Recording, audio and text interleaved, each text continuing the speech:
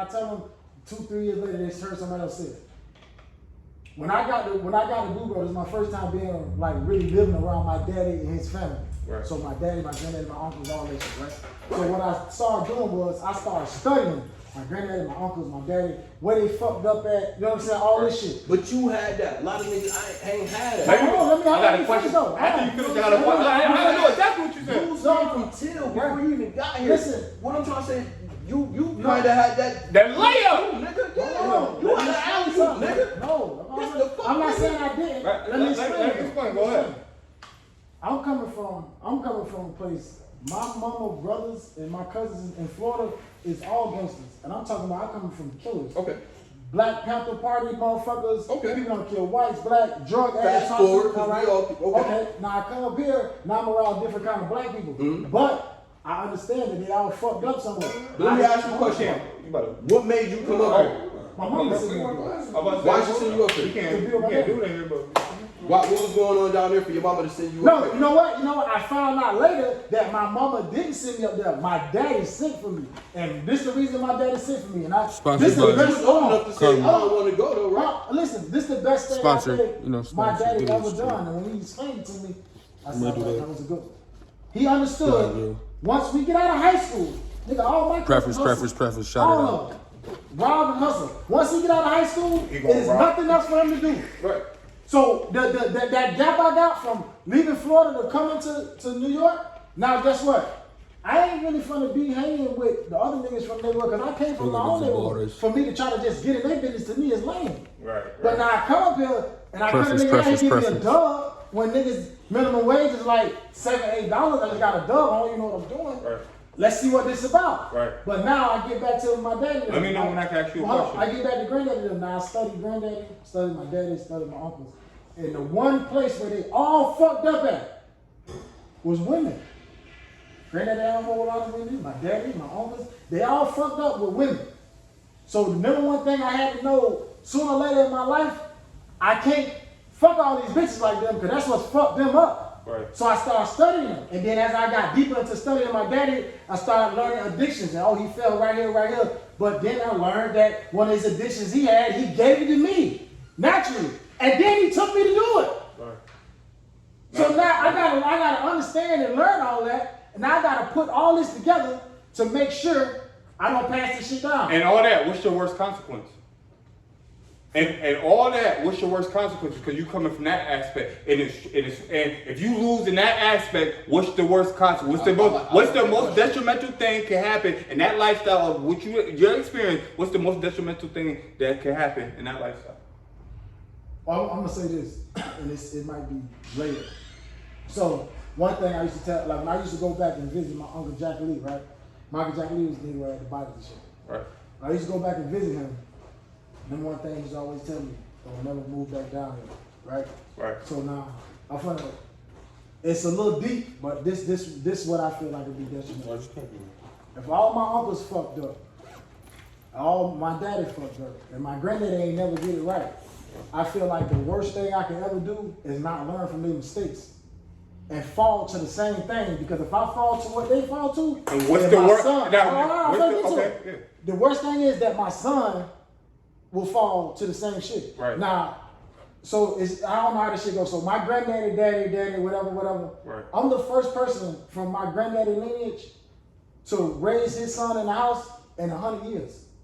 Right. My granddaddy my granddaddy daddy died.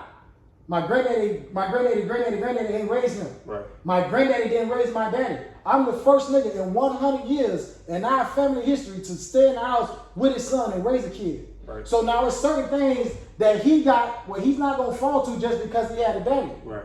And then he's gonna have to learn, you know what I'm saying? So now when his kids, he gonna be better than I'm gonna be. Absolutely, and I understand the whole thing, but my thing is with all that and that life that you chose, you saying the most detrimental thing is your son basically becoming that broken home and things of that nature. In the street, if you lose in the street, your detrimental will be death. Could be jail. The first of all, that's what I'm saying. I understand, but this is what I'm trying to tell you. It's deeper than just that. Because the reason why I'm like this is because Uncle Jack lost. Right. You know what I'm saying? Right. He lost, so he told me. Right. My cousins lost. Right. Cause they told me, nigga, when I go around certain people, nigga, they talk nothing but great about my Uncle Jack, my Uncle Jim Lee. Niggas was pimps, 5, 6, 7 hoes, white cars, white bitches, white dogs, niggas getting money, niggas stand out for shooting, killing, all that. They the coolest niggas in the world. But what I'm saying is they lost. They was lost niggas. Right. And my Uncle Jack got that shit. When he got older, he understood he was lost. So he didn't want me to be that. So if I don't learn from that, then it's just a. Me growing up, ain't nobody in my family had a business. Ain't nobody in my family had profit. Let me explain that. Me growing up, ain't nobody in my family had businesses or ran no businesses. I'm the only one in my family, that I know of that has a business and been successful in a business. So I didn't get this shit. But did you see success? Did you see any success in people in employment? You know what success I seen growing up. I seen my aunt have a nice house out in Liverpool. When I went out there, I was like, damn, I always wanted a nice house. I just seen shit that I seen people have nice shit, and I always wanted that type of shit. Now I gotta figure out, how do I get that type of shit? My mom didn't have a nice house growing up. My pops didn't have a nice house growing up. You know what I'm saying? Like I said, I didn't learn this shit from them. I learned this shit from just seeing the things that I wanted in life. And that's just the route I started taking. Did you have cousins, older cousins? At the age of 12, did you have older cousins, older brothers in the street? All my cousins is in the street. They all gang fucking members and bang bangers. Right. That didn't lead me to do that. No, I've been saying and honestly, I was in the hood just because when I moved to the west side, I was around motherfuckers around. You know what I'm saying? You labeled to where you at. You know what I'm saying? At the end of the day. So that street shit is just it comes with the territory, it comes with your environment. You know what I'm saying? So a lot of that shit just comes with it. But like I said, as far as seeing, I didn't have nobody successful in my family. You know what I'm saying? I didn't have nobody that I could look up to and like, like he was saying, this nigga fucked up, that nigga fucked up, this nigga fucked up, then why I ain't fucked up? You know what I'm saying? Like everybody's different individuals. I don't like when it comes to these kids, bro. All these kids is different individuals. They got their own fucking mindset. They gonna do what they want to do, just like you did. And your parents, if you gonna blame your parents, then you looking for excuses to why you fucked up in life, bro. That's how I look at shit, bro. Nah, yeah, I agree with that. That's what I look at it, bro. You can be whoever you want to be if you want to be it, bro. With the parent thing, right? I'm on both sides. So, as a parent, as a kid, as somebody's son, I would say I don't blame my parents. As a parent, if my kids ain't to a certain level, I'm blaming them. You can't blame yourself. I feel like I can. I feel like this, if you didn't do shit, only way I feel like you should blame yourself, if you feel inside that you didn't do enough. It ain't even about... That's the only way you're going to blame yourself, if you feel like you ain't do enough, bro. It ain't even about doing enough, right? It's about this. As you keep growing, you get new knowledge. And with new knowledge... Sure. What I'm saying, but with new knowledge, you hold yourself to a different standard. And when you hold yourself to a different standard, then you can feel like, damn, I fucked up right there. Well, you gonna and that right there, I'm not saying that you trying to make their kids do something. You know what I'm saying? And lose that shit, and lose their whole relationship with their child. Right. You know what I'm saying? Trying to force a life that you want for your kid that they don't have. They don't want, or they don't let. They don't want. So that's why I say individual. That's why I use that word, because I feel like y'all got two different brains. I feel like this though.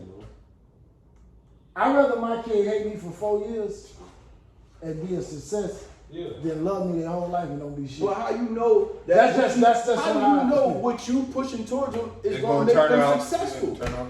But what I'm saying, that could be their downfall. But what you do know is, if you don't push them for shit, they might not never be pushed. But as a parent, I think that scares me more than anything. That's what I said.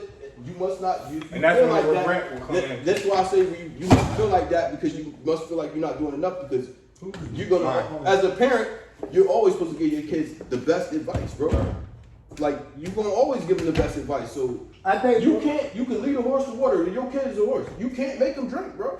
Oh, you can damn sure put his head in there. You can go ahead. Bitch, you gonna drown and drink. That you gonna have to drown him in. Then you he gonna drink a little bit. He gonna definitely good conversation at the lab. That's why Preference always pull up to the lab, because it's definitely a good conversation. If you haven't already, subscribe to my YouTube channel, Preference the Podcast, and follow me on TikTok and IG for the follow back at _preference. You already know we got Sound University up in here. Go tap in with them on South Salina Street. Come pull up Dave Morton the Barber. And we got Big HTQ Figs in the building. You already know it's your merchandise. Tap in with him, man. You already know, man. If you ain't getting it from him, you know, a suspect, man. You on the chopping block. You on questioning if you ain't getting that HT. Okay?